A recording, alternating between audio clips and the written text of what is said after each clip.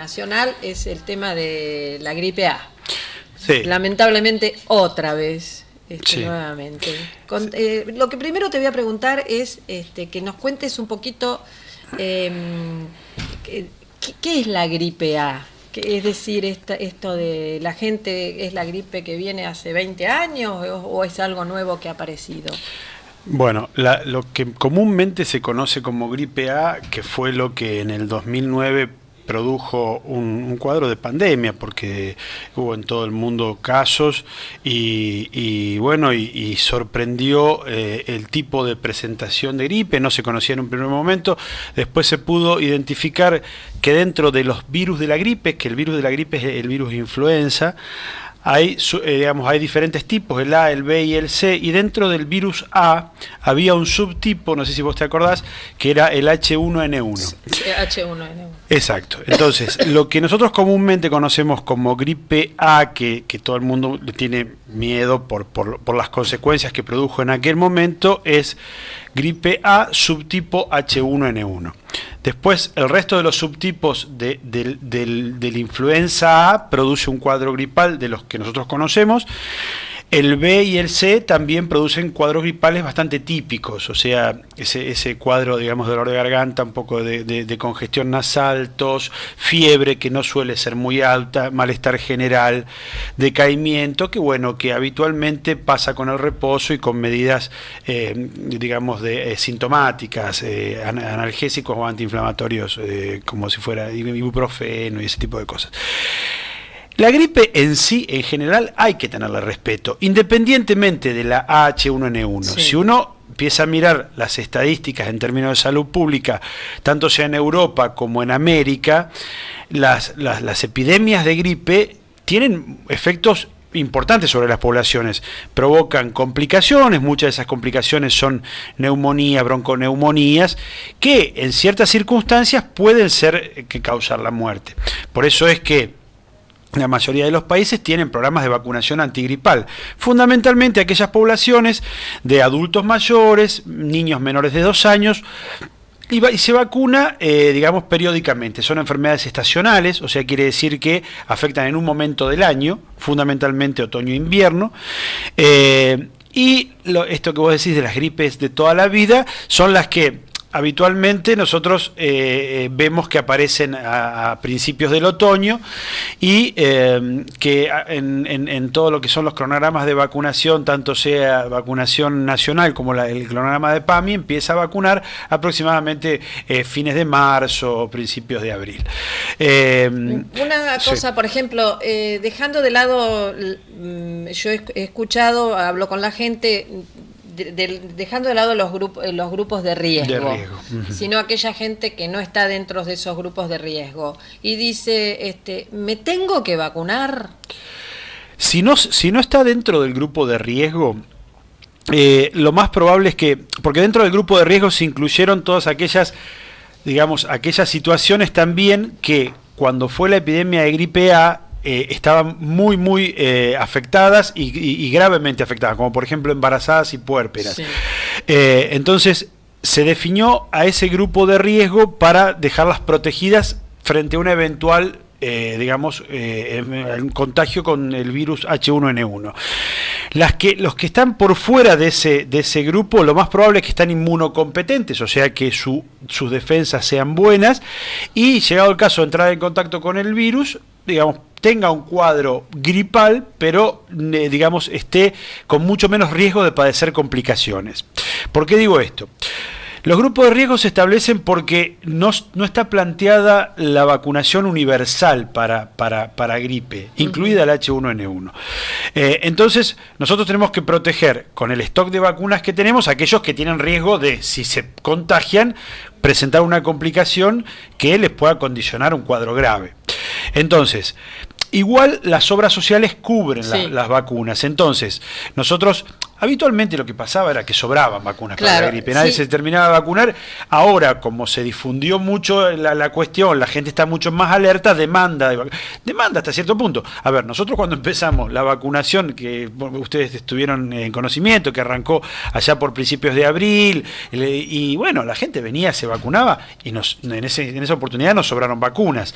Ahora, como se produjo una situación particular, por varios motivos, yo creo que tiene mucho que ver el advenimiento de un clima mucho más frío muy tempranamente, con la aparición de cuadros respiratorios, incluidos la gripe, de manera muy temprana. Entonces la gente se empezó a preocupar. Sumado a algunos casos de gripe A, porque el virus de gripe H1N1 está circulando desde aquella época, no es que se fue. O sea, lo que pasa es que hemos inmunizado a la población, tenemos antivirales, le cambiamos, antes nos agarró desprevenido, en el 2009 nos agarró desprevenido, no sabíamos y bueno, fue catastrófico, se suspendieron las clases y demás. Es decir, no estamos en aquel entonces no ni por estamos, asomo. Epidemiológicamente no estamos en esa situación, porque mucha gente está inmunológica. Está con defensas. Con defensas. Bueno, ¿qué pasa? Como nosotros tenemos también, no solo memoria inmunológica, tenemos memoria los médicos de lo que pasó en esa situación, vos vas a la guardia o cualquier colega que atiende en los consultorios y ve en esta época del año una gripe atípica, entonces conversa con el paciente y le empieza a dar ciertas recomendaciones. Entonces la gente se empieza a estar en alerta.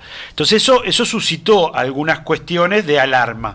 Si a eso le sumamos que hubieron algunos casos graves de cuadros respiratorios que después no se confirmaron como gripe H1N1, lo que vino fueron resultados negativos, pero no obstante a esas personas se le hizo no solo el tratamiento para infecciones respiratorias habituales, sino que se cubrió H1N1 porque no sabíamos. Entonces, en todo ese entorno, digamos, del hospital y demás, se sabía que se estaba cubriendo ese germen. Juan, porque había noticias que en el hospital había un matrimonio con gripe A. La gente a veces, me incluyo, cuando escucha gripe A, ya, por eso digo yo que, como vos bien estás diciendo, no estamos ni por asomo, estamos inmunizados. Inmunizados, sí, en cierta medida la población está. Entonces la gente estaba muy preocupada, sobre todo para ir al hospital, porque el hospital también hay mucha gente y se asusta mucho y dice, bueno, hay un caso o dos casos de gripe A. En el caso... Al final no fue gripe A, hubo casos de gripe A en el hospital. De los casos que, bueno, un paciente que vino de Hogar San Camilo pasó por el hospital, ese se confirmó el cuadro, es el único cuadro que se confirmó como positivo. Aunque el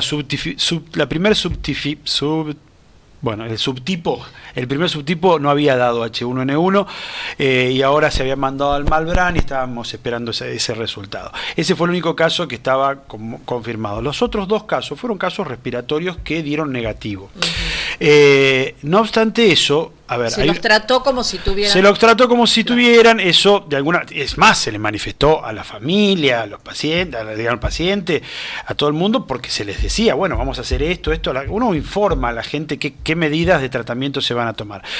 No obstante eso, digo, para poner también blanco sobre negro y que la gente, digamos, de alguna manera tenga más elementos para analizar la situación, los hospitales tienen su propia flora hospitalaria. O sea, no es recomendable ir al hospital a menos que uno tenga que ir, o tiene que cuidar un familiar, o tiene que ir a hacer algún tipo de tratamiento o consulta al hospital, si no hay necesidad de ir a una unidad hospitalaria. ¿Por qué? Porque primero, la gente va con enfermedades infectocontagiosas de todo tipo a consultar.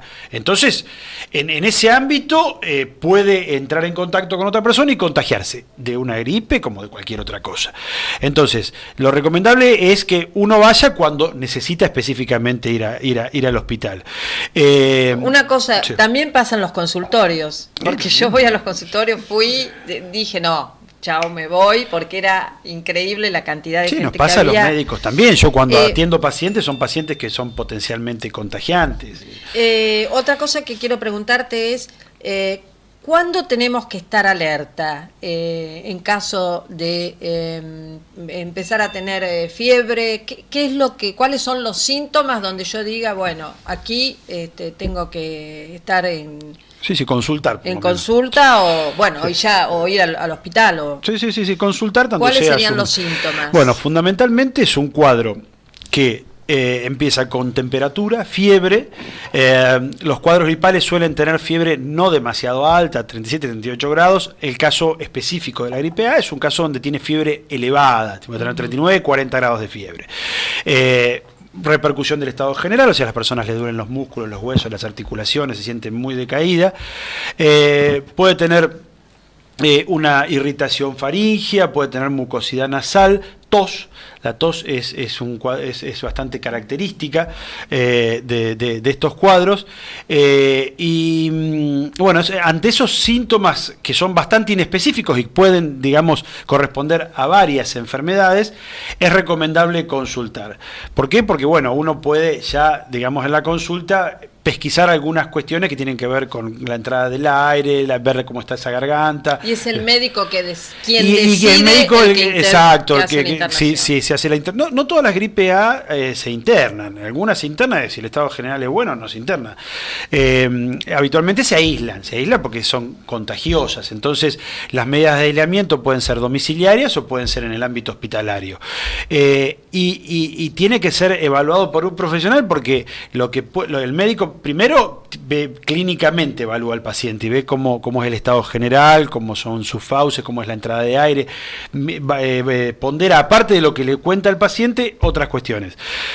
El laboratorio no aporta demasiadas cosas, más allá de que hay un proceso infeccioso en actividad y que ese proceso puede ser viral, y llegado el caso que el compromiso sea importante de la persona, bueno, ahí sí se decide por ahí la institucionalización, la internación y el seguimiento más de cerca de esos casos. Marcela, Juan, le hago esta pregunta porque me están mandando por WhatsApp esto. La señora Ramírez, que falleció, ¿fallece por un problema respiratorio o porque realmente no se la trató como debía el tema de la gripe A? Porque ahora 15 días después viene el resultado. Otra de las cosas que no se puede entender esto, ¿no? Sí, el tema de la demora, o sea, la toma de muestras se hizo inmediatamente, se internó.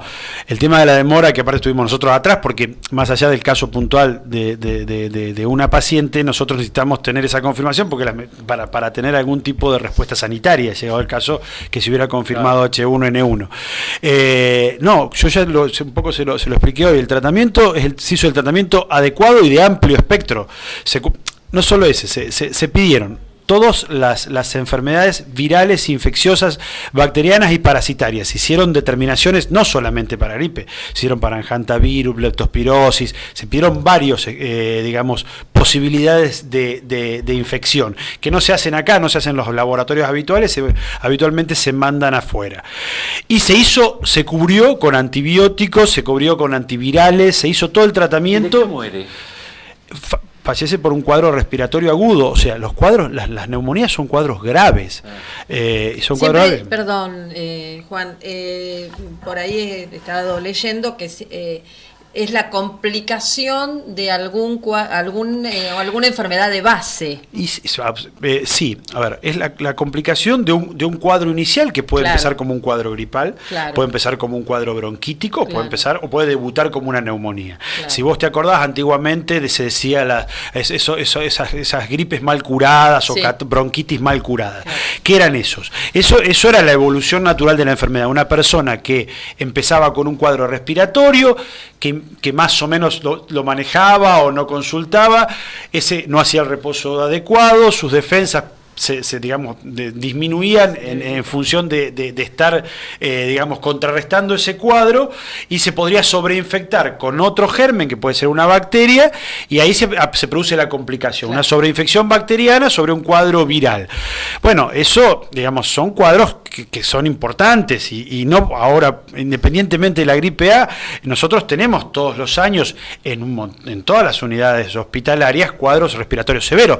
De hecho, no se olviden, en todos los inviernos empiezan las bronquiolitis, y esas bronquiolitis en los chiquitos que están en desarrollo de su proceso inmunológico, digamos, en muchos casos compromete seriamente la vida de los chiquitos. ¿La falta de vacuna es problema de ustedes o problema de la provincia que no les mandó la vacuna? Porque a esta misma familia, las hermanas o las hijas no recibieron la vacuna y estaban casi en contacto con ellos. No, a ver, con respecto a la vacuna, nosotros tuvimos stock de vacuna cuando hicimos la campaña y se vacunó, y de hecho había vacuna, había sobrado vacuna. ¿Te acordás cómo estaba la carpa ahí? En el caso puntual, cuando... en este caso, digamos, la vacuna para los contactos no hubiera tenido efecto porque no fue una gripe A. Pero de cualquier manera, están vacunados toda la familia, digamos, se vacunó a la familia. Los que tienen criterio de vacunación, los repetimos si quieren para que eso quede un poco claro, es menores de 2 años, mayores de 6 meses, o sea, esos chiquitos entre 6 meses y 2 años y 24 meses, mayores de 65 y entre 2 años y 65, todas aquellas personas que tengan procesos que le comprometan su inmunidad. Pero ¿cómo explica esta señora que al margen de no tener gripe A, pero algo tuvo una gripe fuerte, tenía 56 años, ¿por qué no se puede vacunar a una mujer con 56 para resguardar esto? No, está bien. A ver, primero, la vacuna es preventiva, o sea, no trata la enfermedad. O sea que, llegado el caso que la persona la vacunara en ese instante, tenés 15 a 20 días hasta que desarrolle inmunidad. O sea que es probable que en ese periodo hubiera desarrollado el proceso infeccioso de la misma manera. Por eso la vacuna uno propone que se ponga aproximadamente fines de marzo, principios de abril. Con lo que se hace tratamiento es con un antiviral, oseltamivir. Nosotros no tenemos mucho porque nos manda a la provincia y no se compra en farmacias. De cualquier manera, tampoco es que el oseltamivir es como un antibiótico que garantiza 100% el tratamiento. El antiviral tiene un impacto relativo sobre estos cuadros. O sea, ayuda a la inmunidad de la persona, a las defensas, que es lo que termina contrarrestando el virus, pero no lo revierte absolutamente.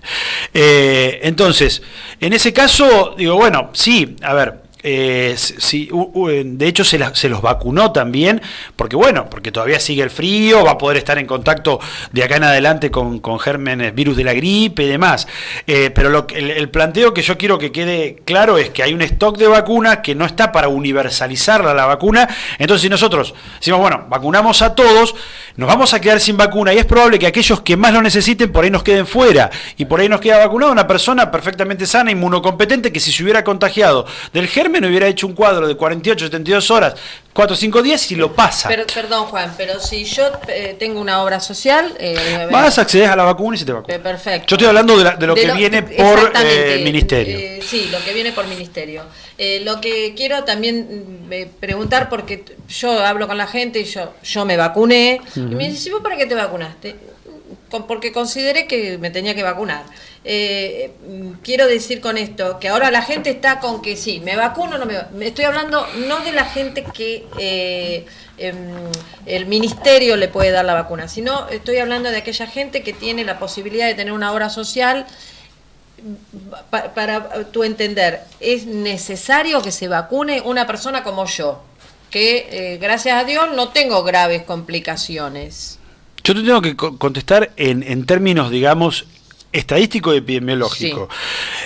Todas aquellas personas inmunocompetentes, menores de 65 y mayores de 2, el riesgo es bajo.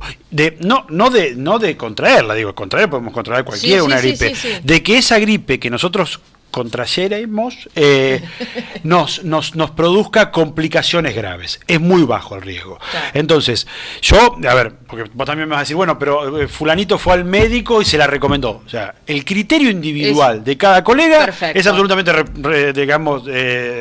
respetable, porque él puede ponderar otras cuestiones, el lugar donde la persona se mueve. Cada uno se maneja con su clínico, con su médico de cabecera. Porque cuando me lo hacen a mí también la pregunta. Sí. Vos pesquisás qué cosas hace, cómo es el entorno, qué trabajo tiene, y en función de todos los elementos vos le recomendás o no la vacuna. Está perfecto. El resto de la población, y hay población que está más en riesgo, y a esa población le garantizamos la vacunación. Perfecto. porque ahí está esa parte, esa gente que... Juan, ¿qué pasa? Juan, no, una cortita No te hago, deja, porque el análisis de que vino al hogar San Camilo vino muchísimo más rápido en contestar que a la de esta familia. ¿Esto qué se debe? ¿Son distintos laboratorios? Dos cosas. Yo en principio pensé solamente lo del laboratorio. Después, averiguando un poco mejor, son dos tipos de método.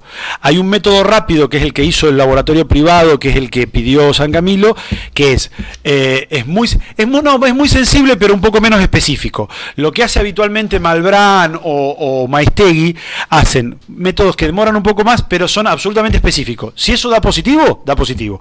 El otro tiene algunos falsos positivos.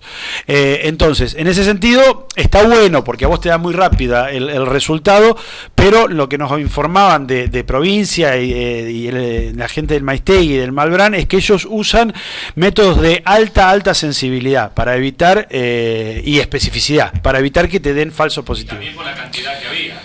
Y también, bueno, ellos están teniendo más demanda, obviamente. Sí, no estamos pidiendo nosotros, solamente están pidiendo toda la provincia de Buenos Aires.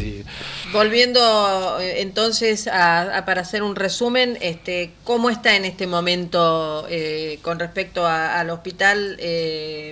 Hay mucha cantidad de gente que con gripe, dijimos que no hay nadie que tenga gripe A.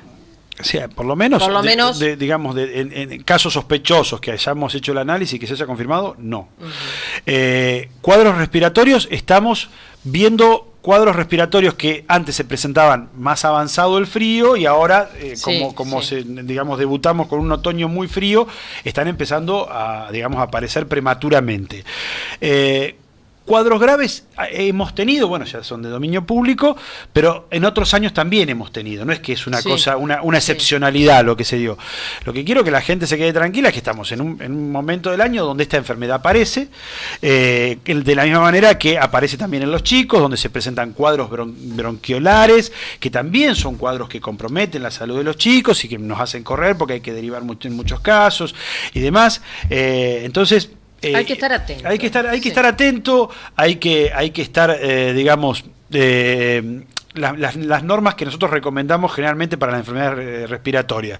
Si uno está con algún proceso respiratorio y tiene que toser, tiene que ocluirse con el pliegue del codo, no con la mano vehiculiza gérmenes.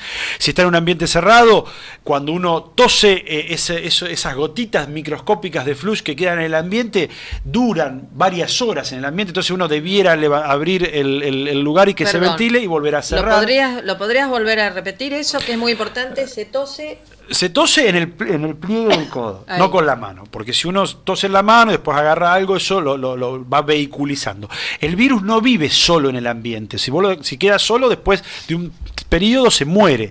Entonces, vive si hay algún, alguien que lo vehiculiza. En ese caso somos nosotros y nuestras secreciones. Entonces, una es cómo toser, de qué manera protegerse. Dos es el tema de airear los ambientes cerrados, porque hace mucho frío, uno se encierra, pero vos te podés cerrar en tu casa, pero también se cierra en lugares públicos donde por ahí puede haber gente tosiendo. Bueno, nada, en algún momento hay que abrir, que se ventile, tomar un poquitito de frío hasta que eso se ventile y se cierra nuevamente. Eso que a veces que decimos, bueno, le ponemos un poco el lisoform, pasamos... No necesariamente, porque el lisoform no ocupa todo el ambiente y las gotitas de flush son pequeñas gotitas microscópicas que, digamos, uno las puede inhalar cuando ingresa a un ambiente cerrado. También por el tema de los tipos de calefacciones hay que mantener... Por ejemplo, si son calefacciones con combustión interna, como son los hogares a leña, los braseros o los calefactores, a combustible fósil, como el gas y eso, que no tiene salida al exterior, eso tiene que también ser aireado, porque eso genera un ambiente, muy nocivo que puede irritar la vía respiratoria y a su vez ser propenso para contagiarse. Aunque haga mucho frío, airear... En algún momento, por ejemplo, a la tarde... está bien, ¿no? A las 7 de la mañana. Con el sol uno podía haber aireado los ambientes. Sí, eso es recomendable. Eso bien hacían nuestros... Después, todo lo que tiene que ver con los pañuelos y eso, en lo posible usar pañuelos descartables, descartarlos en lugares seguros. El alcohol en gel sirve, para lo que es la higiene. Ese pañuelo es un poco antiguo. Es recontra reutilizables. Bueno, ¿los venden todavía eso, Ricardo? Sí, no. Bueno, Juan, para terminar, te quiero, cambiando de tema, quiero hacerte una pregunta sobre una denuncia penal que hubo de una médica por abandono de persona y mala atención, según dicen. ¿En qué va eso? ¿Cómo quedó eso? Bueno, a ver, yo como lo manifestaba la otra vez en la radio, como digamos la persona fue de manera directa e hizo una denuncia policial, yo no me voy a expedir sobre el tema en concreto. Voy a dar, digamos, lineamientos generales que se desprenden de lo que la opinión pública ustedes manifestaron, que tiene que ver con la asistencia de la ambulancia. O sea, que cómo es el criterio, cómo funciona. Esto está normatizado en el hospital desde hace mucho tiempo. Pero bueno, lo volvemos a explicar para que la gente lo sepa. El hospital tiene un número finito de médicos. No hay médicos para un montón de situaciones que pueden presentarse todas en simultáneo. Entonces, tiene 2 médicos clínicos de emergencia, un pediatra de emergencia de guardia activa, un terapista, un ambulancista que está de activa, y una enfermera que, el equipo de enfermería, pero hay una enfermera que se afecta a hacer los domicilios o las emergencias, llegado al caso que se necesite también salida de enfermería. Cuando se produce alguna demanda de atención domiciliaria, se evalúa la situación, lo que está solicitando la persona, la institución, porque a veces llaman de instituciones, a veces llaman personas, y si se pide la asistencia del profesional y se cuenta con el profesional disponible, va el profesional y todo un montón pueden dar fe de gente de Areco que fue el médico y lo asistió. ¿Qué pasa? Si vos tenés de esos 2 profesionales, uno afectado o a una emergencia que puede ser un accidente y demás, y otro con la guardia atendiendo pacientes que están demandando asistencia de guardia, uno tiene que ponderar que, digamos, si esa situación que demandó debe ser inmediatamente satisfecha. Si debe ser inmediatamente satisfecha, bueno, uno digamos, asigna un móvil con el chofer y con un profesional de la salud de enfermería para que evalúe la situación y, si es menester, lo lleve para que sea evaluado por el médico. Porque si uno, digamos, supongamos que espera a que el médico se desocupe del accidente y el otro médico termine de asistir los pacientes para hacer eso, bueno, por ahí ese tiempo que se pierde es un tiempo que es vital para la persona. Entonces nosotros afectamos esa ambulancia con el chofer y la enfermera para que sea remitida a la persona y sea asistida. Pero doctor, en el momento de la denuncia policial, por lo menos lo dice de que le dijo que en 2 horas no podía ir antes, que tratara de ver cómo la podía traer. Uno no sabe en qué estado puede tener un enfermo en ese momento. No, bueno, pero después fue digamos, no, seguro. A ver, nadie, y esto, la gente que ha hecho uso del hospital, nadie va a dejar una ambulancia y un chofer parado, claro, para no molestarlo. La ambulancia sale. De hecho, yo hoy llegué minutos después de un accidente en la vía pública y la ambulancia tardó 8 o 10 minutos, como mucho, entre que se desafectó todo. Bueno, en este caso vino con médico, a pesar de que yo podría haber subsanado la situación porque yo era médico, pero no estaba en la función, pero bueno, vino con médico, atrás de eso vino bomberos, o sea que en ese momento estaba las 2 ambulancias, todo el equipo completo de bombero, médico, enfermera y chofer para asistirlo. Esa situación es ideal, se da, si se cuenta en ese momento con eso, se resuelve, se hace así. Uno entra en la disyuntiva de que, bueno, muchas veces se va a un domicilio con un profesional, por ahí quedó descubierta la guardia que ha pasado en otras situaciones y por ahí llega la guardia a alguna situación que es muy emergente y vos dejaste la guardia del hospital. No, eso es lo que no hay que... ¿Le explicaron esto a la doctora? A ver, nosotros en el caso puntual que vos haces referencias, nunca se comunicaron formalmente con nosotros. Por eso a mí me llama la atención que nosotros queremos subsanar cualquier situación que pueda, digamos, acontecer. Si eso es sujeto a una instancia judicial, eso lo asiste a cualquier ciudadano en la Argentina. O sea, cualquiera de nosotros, la ley nos asiste, podemos hacer denuncias, reclamos y avanzar en ese sentido. Lo que eso inmediatamente no subsana el problema. O sea, el problema lo subsana hablando con el profesional interviniente, con el jefe de servicio, con el jefe de guardia, con el director del hospital. Un sumario. Con el director del hospital o con el secretario de salud. Con cualquiera de nosotros, a ver, tenés posibilidad de decir, bueno, mira, esto no se actuó adecuadamente, o en este momento le están haciendo algo que yo considero, porque obviamente cuando hay un familiar médico nosotros, digamos, tomamos absolutamente en cuenta lo que nos dicen, más allá de que habitualmente, por una cuestión de ética, los médicos no atendemos, de ética y de objetividad, los médicos no atendemos a nuestros propios familiares, yo no atiendo a ningún familiar mío, lo mando a colegas de mi confianza.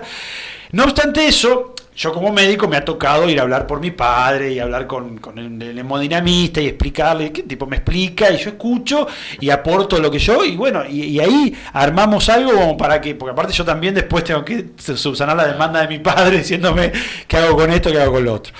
En ese sentido, siempre estuvo a disposición, pero nunca se pusieron en contacto ni conmigo como secretario, ni con el director del hospital como director. La verdad es que estamos medio sorprendidos en ese sentido. De hecho, nosotros nos enteramos que primero de la denuncia policial. No obstante eso, digo, no hay ningún problema. Nosotros se asistió a la persona está internada, está siendo evaluada por todos los profesionales que tienen que intervenir. Nosotros, como hacemos con toda persona que, y lo ha hecho el hospital independientemente de mí, se hizo toda la vida de esta manera. Y como ha pasado en infinidad de situaciones, la gente ha manifestado algunas quejas, reclamos, y eso está perfecto. Y debe ser así, la gente debe reclamar, debe hacer saber cuestiones que no están bien, que hay que corregir. Digo, nadie pretende que el hospital es perfecto, que todo anda bárbaro. No, digo, son instituciones muy complejas, que trabajan con complejidad social y de salud, donde está sujeto a múltiples interpretaciones. Si a todos, bueno, tomemos por caso, primero cuando vos estás enfermo, entonces vos sentís que te vas a morir, que todo, entonces ya tu subjetividad está alterada. Entonces, segundo, cuando vos tenés a tu hijo enfermo, entonces donde ya peor, ¿viste? Te metís, decís que bueno que. Entonces, el equipo de profesionales está tratando, yo estoy trabajando fuertemente para humanizar la atención, que de hecho es muy buena, pero tenemos que ir en el sentido de que sea cada vez más cercana a los padecimientos y a la comprensión de la gente. Pero podemos fallar, puede pasar que en la vorágine, porque yo he estado en guardias de los sábados, donde, y si vos has estado, Ricardo, digo, hay 10, 12, 15 personas, y 15 que no son todas cositas que se pueden esperar un rato, no, muchas que tienen que ser asistidas inmediatamente y no dan la mano. Entonces, en ese contexto que suceda, puede ser alguna, digamos, mal modo o falta de comunicación, que a veces pasa. Muchos de los problemas que hay es que por ahí a veces no informamos bien a la gente, al familiar, no decimos, entonces la gente se pone muy nerviosa porque no tiene información. Entonces, y eso pasa en la vorágine de lo que es la atención médica. Pero la verdad es que no, quedamos, el equipo de conducción del hospital, en el cual yo me incluyo como autoridad, si se quiere, máxima de la salud, quedamos medio azorados porque no hubo una cuestión concreta. Y la demanda y el reclamo que ahora nos manifiestan a través de todo el personal, o sea, todo el personal, o sea, todo ¿Esta es la primera vez que les pasa eso? En estos 4 meses de gestión, sí, la verdad es que me sorprende, porque hemos tenido, sí, digamos, quejas en función. Pero entonces, no a partir de esas quejas nos hemos reunido, hemos visto cómo corregir, si hubo pasible de sanción o no, hemos reorganizado, reestructurado, ha pasado múltiples ocasiones. En este caso, nos llama la atención porque, digo, yo también, una vez que me enteré de toda esta situación, tomé conocimiento de la atención de la señora, que es lo que a mí me preocupa. Y la verdad es que la señora está siendo asistida, está haciendo seguimiento por clínica médica, por los médicos de guardia. Bueno, hay toda una contención para la situación, es acorde a los protocolos, a lo que se hace. No obstante eso, digo, no está todo dicho en medicina. Nosotros estamos absolutamente abiertos que a un colega que quiera, que a su vez es familiar de la persona, que nos manifieste lo que sea necesario. O sea, no hay absolutamente ningún problema al respecto. Juan, muchísimas gracias.